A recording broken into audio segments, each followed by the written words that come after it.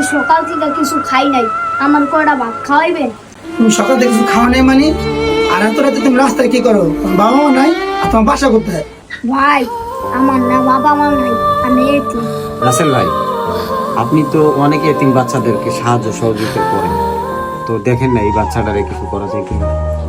আচ্ছা, তুমি তো চায় চায় খাও কেন? তুমি একটা কাজ কাম করে খেতে পারো না? আমি অনেকের দ্বারে কাজ চাইছি, আমারে কেউ কাজ দেয় না। মামা, আমাদের দোকানে তো একটা পোলাপান লাগে, তো দেখেন না এই পোলাটারে নিতে পারেন কিনা। সাদ্দাম, না ভাই, আর কি কাজে নেওয়া যায়? আবার চুরমুর করে পলাইবো নি? না ভাই, দেখে তো মনে হয় ভদ্রই আছে, তো রাইখা দে। আর সাদ্দাম, তাহলে আর আমার দোকান এখানে, আর তোর লগে রাখিস আর তোর লগে খাওয়াইস, ঠিক আছে? তুই আজকে থেকে আমার দোকান কাজ করবি, বুঝছস? কাম করলে সত্যি আমার ভাত খাওয়াইবেন?